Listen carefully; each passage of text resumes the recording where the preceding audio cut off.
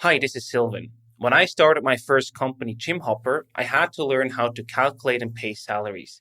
No one taught me these things at university, so I had to ask my accountant at the time for help. Their solution was a clunky Excel file where I could manually calculate salaries each month. Not only did that mean lots of manual work, but also the very real possibility of errors slipping through the cracks. Meanwhile, dedicated software has replaced Excel, but Quit Business goes one step further. This ETH spin-off not only supports but also takes over the entire administration of employees for startups, from the registration with the authorities to the selection of insurances to managing the entire payroll accounting. All you need to get started are a few mouse clicks. Simple, efficient, and error-free. Visit quit.business and get the service 1 year for free with the code Swisspreneur. That's QUITT.business. We are very different personalities and we have very different skills as well. And I think important is that also then you can complement each other. You have your own area, what you do. And I think if you can achieve that, then I think it's a great thing to do. And this kind of trust relationship you have, of course, as a couple, that's something very special as well, which brings you to great lengths, I believe.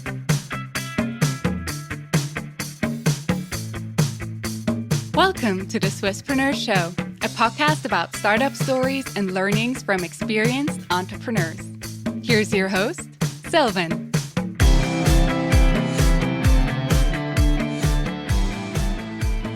Daniel, Marie, a very well welcome to the Swisspreneur Show. It's a pleasure to have you here today. Very nice to be here. Yeah, Thank you. Same here. Yeah. You're the co-founders of Ego Movement, a company that is evolving mobility with an E and a dash in between. Correct. Before we talk about your company, I actually want to start with your personal background. Daniel, you had an unusual career. You studied, then you built one company, then you had a corporate career, and now you're basically back at entrepreneurship. So did you feel like you needed a break from running your own businesses in between? No, not really. Actually, the opposite. So my first business, I built it actually during my studies of electrical engineering at ETH. And I just felt at that time that I wanted to, on one hand, work in Asia, actually, after my studies. I wanted more exposure. But the other thing as well, I thought I want to also see how this corporate world is and then what I can learn there maybe. And yeah, so I just wanted to use this opportunity to take that chance and take the leap and work in corporate. I don't know if you know DKSH, it's a Swiss multinational. It's a huge company, right? Yeah, correct. Yeah, they're I think 11 billion Swiss francs revenues, 30,000 staff. So, and I spent several years in Asia working for them. So I started in risk management in Hong Kong. Then I was 3 years in Vietnam. After that, as a general manager of the business unit technology, then I got promoted and I was leading their DKSH's second largest business in China, which is also with technology products. And that was I really have to say also I learned a lot there. Was a great exposure and had some quite challenging times. Speedy environment, a lot of energy in Asia, and some crazy stuff like, I don't know, the bank suddenly calling in Vietnam, no more US dollars, Daniel. Oh my God. And it was really, really also very good energy and vibes. And I have to say, I really appreciated what I learned there with this corporate experience. But then for you, it was clear the startup world, entrepreneurship, that's your calling. It was just kind of the right timing, I thought. I was 8 years in different places in Asia, and we saw this opportunity, and we thought it's the right time to do that. And of course, I built the business during the studies. I had this passion for entrepreneurship, and we thought it's the right time to do that. Perfect. And Marie, you are an engineer by training. You had a career in banking. But what then brought you to the business of sustainability? So I've studied engineering because I always liked math. I'm an analytical person, but I also like to kind of make tangible products, make things. Yeah. But after I graduated, I started my career in banking with Merrill Lynch and also with consumer products at Procter & Gamble, so large MNCs. But I've always liked to think about doing good and doing well. I think that partly came from my high school, which is the United World Colleges. It's president was the Queen Noor, and co-president was Nelson Mandela before, Wow. a former president. So it's a school teaching people to make positive changes for teenagers, basically, making positive changes to the world. And I've always kept that in the back of my mind wherever I'm going. So after my corporate career, I decided to go back to grad school. I went to Harvard Kennedy School. And after I graduated, together with my classmate, we started a social enterprise working in the Tibetan Himalayan plateau, making yak cheese and building businesses out of yak cheese and yak fiber. That's crazy. It was a crazy run. We always have this slogan, don't yak, but act, right? So get things done. So that was kind of 10 years of yakking, working on the plateau. And after that, I looked at different industries as well. So mobility caught my eye. And I said, hey, what can we do there that also coming from a macro perspective, micro perspective, what could we do there that we could make positive change? So that's kind of how Ego Movement was born. Yeah.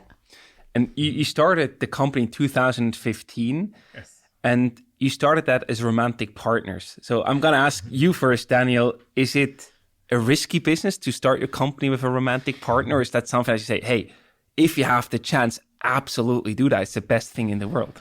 To be honest, we have never really thought about that. Wow, okay. So at that time, really, when we started the company, this is not kind of a concern which we were thinking about or where we thought, ooh, that might be difficult or challenging and what would it bring for us. But yeah, I mean, we are very different personalities and we have very different skills as well. And I think important is that also then you can complement each other. You have your own area, what you do. Yeah. And I think if you can achieve that, then I think it's a great thing to do. And this kind of trust relationship you have, of course, as a couple, that's something very special as well, which brings you to great length, I believe. But I couldn't now give every couple an advice of saying do it or don't do it. I think it very, very much depends on your, I guess, your situation and your relationship as well. I mean, it's an idea of how to manage putting all your eggs in one basket, right? Sure. Both financially, emotionally, mentally. As Daniel mentioned, there are challenging times, but all you have to do is to learn how to manage your risks properly at any stage in time. So I think that's how we view it, right? And if you were to put all your eggs in one basket, it's better be our basket. So it's like better to bet on yourself, right? Of course. Do you have any example where you really had to manage that risk and how you did it? Yeah, I mean, there were. To be frank, there were most probably so many challenging situations which we have. I mean, this is. I think every startup is like that, right? You do have. I mean, it's always cyclical. You have a great high and then a very low, and you always at the end of the day, it's always a journey. And but no, I would say what was one of the strengths we had. I would say as a couple as well. We are very adaptable people. And we are both, I think, also used to work in really challenging environments and in high-speed environments. And we kind of together always found a way then to maybe reinvent ourselves, to, kind of find a different way again. And I think this is very important. I think that you have that kind of capability. And then I think you can also manage these risks managing it is maybe a big word. I think at the end you try somehow, I guess. And Marie, we always talk about like separating the private life from the business life. With you, that's very much intertwined, obviously. Is there any separation between when you work together and when you are just not working? Or is it so close to each other that you are also a bit on for business 24/7? I don't have work in my dictionary, actually. I think if you like what you do, you don't see that. I don't see a fine line between both. So you will constantly think about what you do. You constantly try to improve it. You constantly look out for better ideas, better products, where to distribute, where to sell it. It's constantly rolling in your brain, right? And I think it could be advantage, disadvantage, but then you could be talking about the whole day. Sure. Yeah. I see that the same. I mean, but at the end, I mean, and most probably this is then also a strength again, that you use also your free time, or I mean, this is somehow, this baby is constantly in your brain, and it's your thing, and you also, you use any kind of time and situation you have to also further develop that. Yes, yeah. So let's talk about your business. With Ego Movement bikes and e-cargo bikes, you can basically drive in style and also emission-free. First of all, is Ego's unique retro style what helps it stand out in the e-mobility market, which is getting more and more crowded? I take that. I would say, I mean, it's two things which make Ego Movement really stand out, and I think it's a unique combination between lifestyle and technology. So the lifestyle part, this is what you mentioned, design. Yes, I mean that stands out, and we won the Red Dot Design Award 2016, for example. Actually, second year of when we had the company. That's a big award, by the way. Congrats to that. Thank you. And then last year we won the German Brand Award as well, and this kind of design and lifestyle angle, that's one thing, definitely. But the technology part is as well, it's special. And there for example, we developed an IoT platform. So our bikes now, actually, we are in the process of launching this now full scale. We just launched actually this week the newest model really in the market, which is fully connected. So you can locate it with GPS on your app, on the Ego Movement app. You can remotely unlock it. You can park it at the train station, and you then completely somewhere else, and you can unlock it for someone, for example. There's a lot of functionalities, but so it's I would say it's this combination of technology and lifestyle which really puts us in a unique position. Amazing. Sounds a bit familiar to what people do with their Teslas, right? Yeah, a little bit. Yeah, it goes into that direction. Yes, that's true. Yes. Amazing. How does the carbon footprint of driving an e-bike compare to driving a car? Of course, when you drive it, you don't have any emissions, but there's much more involved to that, right? So we did a study with My Climate about how our clients, they use their Ego Movement e-bikes. And so if you use an e-bike in general versus a car, you save 275 kilograms of CO2 equivalents per year. That's kind of an average user. Of course, we had to take certain assumptions. We did a survey actually how people use the bikes, and based on that, we got to this number.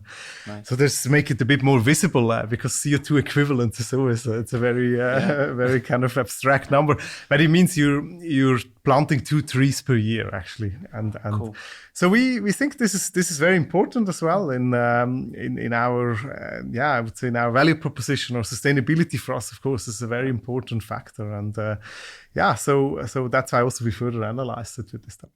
And do you know more about your customers? Do they usually ditch their car and say, hey, I switched to an e-bike because of these reasons? Or is it more people who say, oh, I already use my bike, I now just want to upgrade to an e-bike? We actually 54% of our customers, they substitute car kilometers with their Ego Movement e-bikes. That's pretty cool. Yeah, and we were really happy with seeing that, but as a strategy, of course, as well, we said always we want to be mobility. So for us, we always aimed at basically providing sustainable and stylish alternatives to cars and or motorbikes, petrol-powered motorbikes. So that was kind of our thing. And so seeing that, and the bike actually is only 5%, if you look at that. So this kind of that people use a bike and then they buy an e-bike, this is much less for us the case. Part of it is as well because we are not in sports, but we are really kind of everyday mobility. So our usual customers, they would commute to work, for example, then with a bike. They would maybe with a cargo bike bring their kids to the kita or go shopping. We have a lot of customers actually having dogs as well. Nice. So we do tailor-made doors for dogs in our cargo bikes and such kind of stuff. So this is kind of a typical use case for our products. And the price point is, of course, higher than a regular bike because you have much more features. Is that sometimes difficult to convince people that, hey, this is a worthy investment, not only for your well-being, but also for the environment that you should actually take? It's higher than a bike, but much lower than a car. Right. Yeah. So our price point is around 2,005 to 5,000 Swiss franc. So for starting with the e-bike to the cargo bike, right? Yeah. And we position ourselves as mid-end pricing. So in Switzerland, we are in a very strong market segment with our positioning. And if you go abroad, let's say in Germany, yes, it's a little bit on the higher, mid to high side, but still it captures a big part of the market for us. So, yeah. And I want to continue talking a bit more about the sustainability aspect. So we know that the electrical vehicles are emission-free by the use of it, but there's much more behind it, and that is your supply chain, right? So how do you ensure sustainability in your supply chain when actually building the product? So we, on one hand, we work according to the BSCI principles, this Business Social Compliance Initiative. So that means we visit our suppliers, of course, regularly. We audit them. We give them very clear guidelines on what they can do, what they should do. And we are really supervising them very closely. So this is one thing how we can really ensure that we get really products which are not just in the right quality and the right price, but products which are also fairly produced, which are ethically produced, and this is very important for us. The other thing as well, which we do, is we try always to find use cases. For example, batteries, of course, is a big topic, right? So there we try to find ways to, for example, use the batteries once they don't have enough capacity anymore for motive applications, like for the e-bikes, that they can be used, for example, in uninterrupted power supply. There's a startup as well in Zurich doing such kind of applications, and with them we are starting a project now. But or for example, we have a project as well for tiny houses. With solar panels, then that you have a completely autark system. Then you store the power from the solar system in the e-bike batteries, and then of course one is not enough. We package them then. But these are use cases as well where you can reduce the negative impact which you have with batteries, and we are trying there on every front basically to contribute. Right. And you're a Swiss company, but of course, manufacturing happens outside of Switzerland. So in many decisions that you had to make, you had to decide, do we actually outsource it or do we keep it in-house? This is a very important strategic decision. So my question to you, Marie, how do you make these decisions about what to keep in-house and what to outsource? I think at every stage of the business, this question is constantly being evaluated, right? Based on price, based on quality, and based on efficiency. So when we started the business, and even up to date, we actually have a production facility in Wallisellen, right? Wow, okay. Around the corner here. Nice. And where we do the finishing of the bikes here. So obviously for the e-bikes, a lot of the components like Shimano, these famous components are sourced from Asia. And we do the final assembly here because we want to manage the quality. We want to manage basically a smooth production till the end, right? So before we hand over the bike to the customer. It is very important for us. But of course, it's as well, I mean, the scalability of this model is a very, very important factor. And so I think as a startup, you have to constantly kind of reevaluate at what stage in time you want to do things yourself. Also, what things you consider really being core for your business, being really part of the DNA, and what things maybe you can much easier outsource to someone who can do it better, who can do it more efficiently or cheaper. Did you also think about that question from a leverage standpoint? Because, for example, a design has a huge amount of leverage, right? If it's a great design, you can replicate that 1 million times and generate value. Well, if you do the assembly yourself, that is more difficult to have a high leverage behind it. Yeah. So is like the high leverage work something that you tend to keep in-house? I wouldn't necessarily say that. I think, yes, in terms of scalability, of course, scalability, and I come to that maybe a bit later. Sure. We for sure will talk about that. What are the plans? And we are scaling in several markets now, and so that's a factor. But I would say also, for us, important is actually the customer at the end, right? And actually, for us also, this is how we started the business, right? It's our needs as well. We actually, these products which we developed, we wanted them as well for ourselves, and we were looking for something for ourselves to use. Yeah. And that's how we started the business initially. And so the customer need and we as a customer, or our customers nowadays in the business, they should be always the focus, and that's super important. And so for us, it's also a question, what adds value in the customer journey for our customers? And I think these are the parts which you also should keep in a company. Right. But I love this, the customer centricity, and you built the products for yourself. That's how you started. I think that is the best starting point for any company. Amazing. The problem didn't exist. We had to make it so we can use it. Exactly. You solved your own problem, then you said, oh, there are actually other people out there who have the same problem. I just solve it for them as well. Yeah, true. The other topic is distribution and sales. So this is, of course, a very important part. You have the design, you have the products that you created, basically, but then you also want people to use them. So how do you go about that challenge? Distribution and sales, who does what, and what do you do yourself? Buyer to consumer, where do you look for partners? How do you make these decisions? You want to maybe we started the company with the idea that we would like to have our own branded shops, because if you compare to all the what's existing in the market, people distribute through resellers. When you have a problem that you have 100 bikes in one shop, the reseller is always pushing the model that they have stock or they can highest margin, right? And at that time, actually, 2015, that was industry disruptive. I mean, we're basically the only guys who were first going with own stores. Like a Tesla car. Right. But people would, of course, think you're crazy doing that yourself, right? There were lots of people who thought like that, yes, absolutely. But the customer experience is very important for us, and being able to get first-hand information from the customer that would basically reflect back into your product development, your customer service, everything that goes behind it, was very important. And so we said, yes, we're going to build a brick and mortar, have our own shops out there, flagship shops, that you walk in as a lifestyle shop. So it's also presented in a very different manner, that we were able to sell direct to our customer. Obviously, we have an omni-channel approach. So we have our own flagships, and then we have our own e-com site, right, online. Right. And as we are scaling the business, we are also looking at it differently now.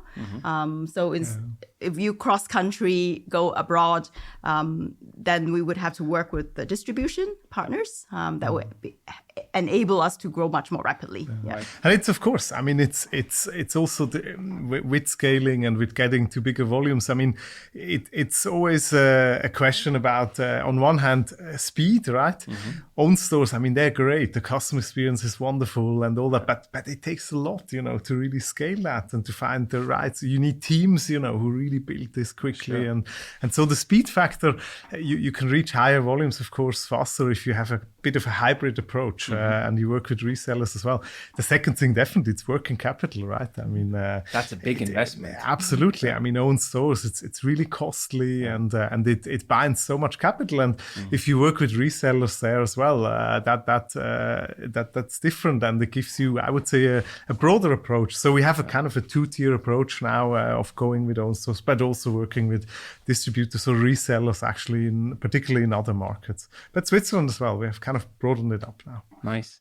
But going for this own flagship stores, right? That's a bold move, because it's, again, quite a risky decision. How do you calculate the business case behind that? I mean, you need to be pretty confident to then hit the numbers that you need to make it work, right? Yes, true. No, that's true. And I mean, this is also now, I mean, still now and before, right? It's back of the envelope calculation. I mean, you know your rent, you know your salary costs, you know how much you need to sell then, you know your marketing, but it's you do a quick store P&L, right? Where you really look, are we profitable with a store in a certain location? And I think this is the agility again then. I mean, if it doesn't work, you have to be quick. You have to cut it and stop it. And if it works well, then you have to do more of it. But I think at the end of the day, you always have to evaluate things in such a way. Before you were talking about managing the risk, with the personal relationship tied to the business, here, that's a very different managing the risk. Did you do any shorter term rental contracts for the store or anything of that sort to try to manage the risk and make sure, hey, we take this bet, but if it's not going to work out, we can actually leave that store, location, whatever, earlier than we might have to otherwise? Absolutely. Actually, for almost all rental contracts, which we did in the last, I would say, 3 years, we always insisted that we have a clause on it that after 1 or 1.5 years, we can exit if we see it doesn't work. Yeah. And we started with pop-up shop. Yeah. Nice. To test the location, see the customer flow, see the traffic, see if that sort of setup works. And if it does, then we move it to a permanent location. Nice. You basically built your own MVP from a pop-up shop, so to speak. Amazing. And it sounds like you're also very, digitally focused in terms of you have multi-touch points, you have your customer, and you want to make sure that they have the best experience. How do you manage your customers across the different channels? And once they have become a customer, also make sure that, they keep happy, they keep hearing from you. How do you sort of enhance the customer experience? Well, when we started, it was a lot of word of mouth. Right. So we didn't have a lot of marketing budget. Of course. So it was really that we had to take care of the customer. We have to give them a good experience, and they would talk about us to their friends, right? So that's kind of how we had this word of mouth kind of pull through, and we had to take care of the customers with having a good community. That's really important, that we have community events, we have community basically coming back for service. Customers that come back for service are being taken care of properly. But I would also say, actually, this is an area where we could still do better. But, I was going to say, but we can always do better because this is a journey, and customer needs also change, and they grow, and this is something you could always improve on. And I also think, we have quite a strong kind of fan base of Ego Movement e-bike users. They're fans. They like the products, and it's really cool also to see them. Every time when I ride from Oerlikon to Europalais, for example, from headquarters to the store, I see at least 4 or 5 bikes on the way, and it's so cool. And then you also and you see people how they use the products, and they're really engaged and they like it. But I think we could do much more with that and kind of form and shape this community more and engage with the community also much more. I think that's still room for improvement, I would say. How would you do that? What do you have in mind there to make it even better than it already is?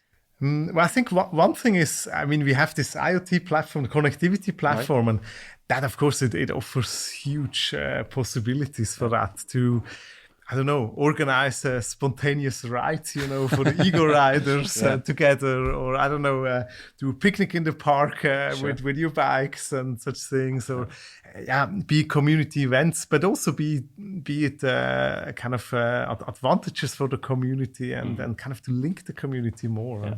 But I think, the IoT platform, that's a very strong tool, of course, to also do this in the future. Would that also allow you to, for example, build like a marketplace where people could rent out their bikes because you can unlock them, right? And then you could have additional revenue on top of that. Is that also something you're considering or thinking about? Absolutely. And I don't know if you want to talk about this. We had some ideas in that direction. It's a great idea, especially we have a much of a younger product now. We have a new product called Scarabaeus, which is fully IoT based, and we think with a younger product, we would have a lot more of this community be able to do these sort of sharing listing. Or test drives. We also thought that you can maybe test a product with an existing user, and because of this, you can unlock it flexibly. So this is much easier as well. Yeah, imagine you purchase the bike, and then while you're at work or whatever, you can rent it out and actually make passive income. Yeah. How cool is that? Yeah, absolutely. Wow, crazy. So then fast forward 2021, something big happened. TVS Motor acquired an 80% stake in Ego Movement and did that at the company valuation of 21 million Swiss francs. That's a crazy step. So why was that the right decision for you to actually sell the majority of the stakes?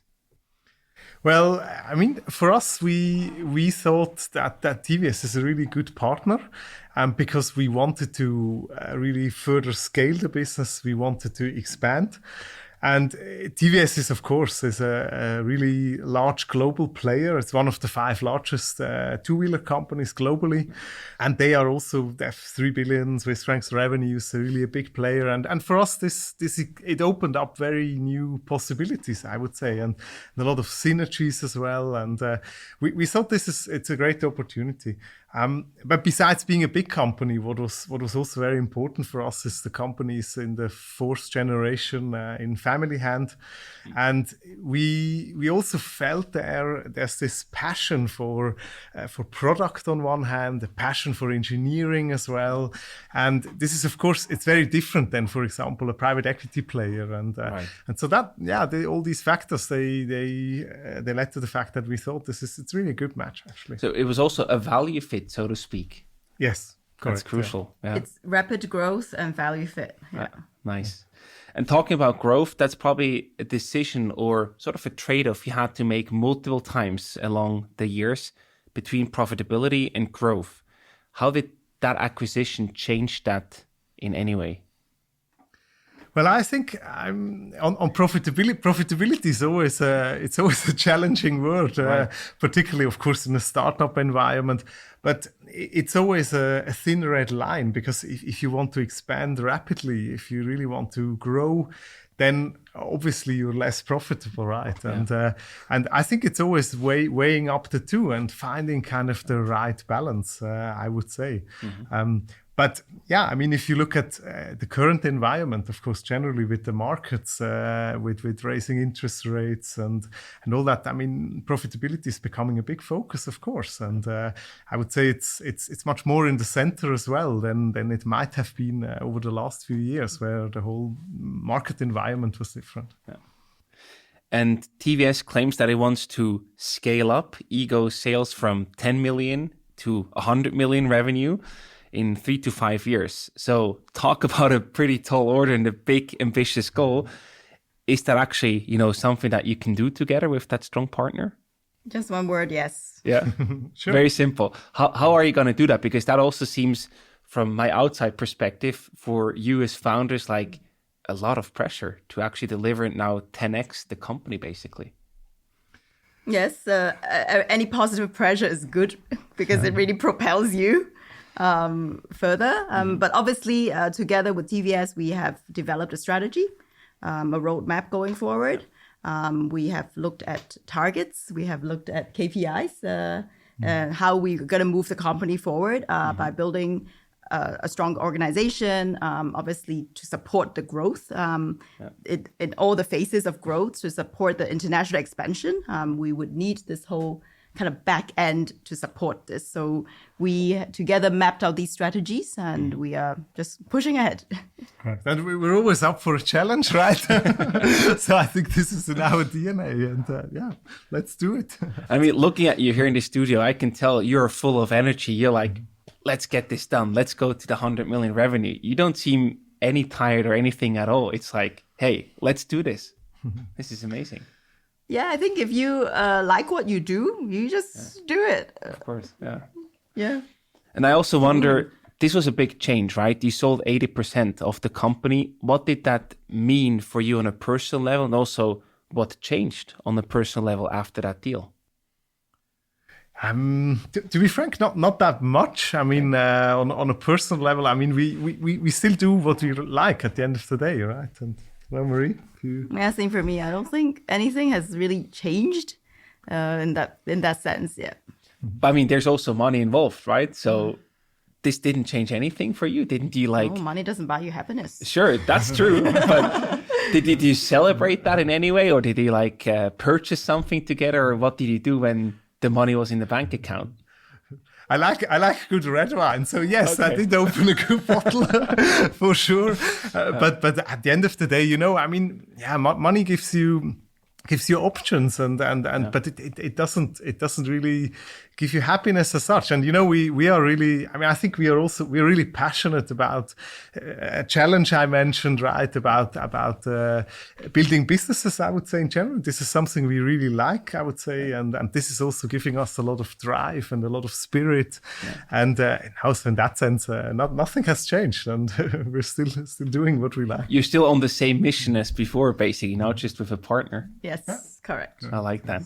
So now let's also talk about the future. So you're in business with 12 stores across the DACH region, and you're cutting the edge of smart mobility. You're really innovative. You win design awards. On one hand, I mean, I think there's kind of two topics, I would say, which are very relevant. There, one is the expansion, the kind of strategy to go into different channels, be it with the resellers, but also go into different geographies, right? So at the moment, actually, we have 8 stores in Switzerland, 4 stores in Germany, and we are 16th of June. We are opening in Vienna, the first store. Amazing. And so this is then Italy, France, UK, are geographies where we are expanding as well. So this kind of expansion, that's for sure one thing, which is now the next step. The other thing on the product side is the connectivity platform, which we have it for one model now, and actually, but we are rolling it out for the whole product portfolio at the moment. And I think for me also connectivity is being an electrical engineer and also liking kind of gadgets, but also liking smart products in general. It's not a question of, should a bike be connected? For me, it's natural to have this connectivity. And I was super surprised, also there 4 or 5 years ago when we went into that direction already. I was surprised that other brands didn't really do that. And so for me, this will change a lot. And I think your e-bike, it's not just a means of transport and brings you from A to B, but it really becomes part of your lifestyle. And it's really, it's kind of integrated into what you do on a daily basis. I'm really impressed by your passion for what you do. And I think that's a beautiful thing to have. And I take away 2 key things. You focus on your customers relentlessly and you solve their own problem on getting there. And the second thing is you always took the risk out. You tested things, although they seem to be very big risks, and some of them certainly were. You always try to, control and manage the risk to make sure that you can actually get to where you want to be. Super impressive from my perspective. So huge congratulations on your journey. Thank you. I think for every journey, it's important to have your vision and you relentlessly go towards it. Right. Yeah. And if that is aligned with your, intrinsic motivation, your natural curiosity, so to speak, that's when you can really move mountains, right? You want to align that. So to wrap up the conversation today, I also want to ask you some rapid fire questions. So I give you a short question, and in most cases it will be you can answer in one sentence, but it will probably not be possible in all questions. So let's start with the first one. We heard your story. We heard how you started and built and scaled your company. But where and how did the two of you actually meet? Actually, we met at an airport in South China. And here, I let Marie tell her own part of the story, or her version of the story. We were fighting for a taxi, actually, at the airport. My version is I got it first, but... It was the last taxi at the airport, a taxi stand. That was before Uber existed. So you have to get it, and we ended up getting in the same taxi. Correct.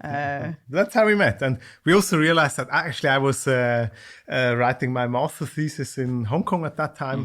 So I studied at ETH, but I wrote the 6-month thesis. I did it at Hong Kong University. Nice. And we also realized we actually just live basically 200 meters from each other in Hong Kong, but we met at this airport. So you then shared the taxi to go to the city? Yeah, correct. Nice. Amazing. The rest is history. Which e-bike model do you own? Maybe with you first, Marie? Cleopatra Bronze 0.0 version. Nice. And you, Daniel? Me as well. Actually, I have a prototype, which it's actually the first bike which we developed, which I still ride mostly. Of course, I mean, we also test for example, the Scarabeus, this new bike. I have been using that now to just see how it is and kind of on a daily basis. But the bike I still like most actually is this first bike and the first prototype. Amazing. It's black with brown tires. Cool. And what is your biggest environmental sin? For me, I think it's I love to shower hot in the morning and then ice cold actually. But so I hope it balances a bit with the temperatures. But yeah, showering hot is not a good thing. I know that. If it's the same duration, that's fine, right? You have the average. True, that's true. Flying long distance to Hong Kong, that's where I'm from. Yeah, of course. And when you disagree on a business issue, if that happens, how do you bridge the disagreement? shout. Shout it out. We both have quite big lungs, and I mean, it can end up in a shouting match, but at the end, it's normally quite constructive, actually, I would say. And you said you have different paths, but then in the end, you arrive at the same conclusion. Yeah. I mean, we are very different people. We have different strengths, and we have different ways of working as well, I would say. But again, I think on key topics, we arrive at the same conclusion at the end. Yes. Amazing. That's a wrap from my side. Marie, Daniel, thank you so much for coming on the show. Again, big congratulations on what you've built, and I'm really excited to see how you take it to the next level, to the 100 million revenue, hopefully. Thank you. Thank you so much, Silvan. It was great to have the discussion. Thank you.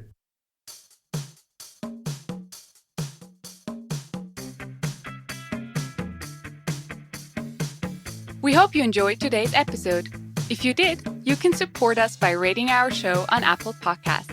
This way, we can reach an ever-growing number of aspiring entrepreneurs.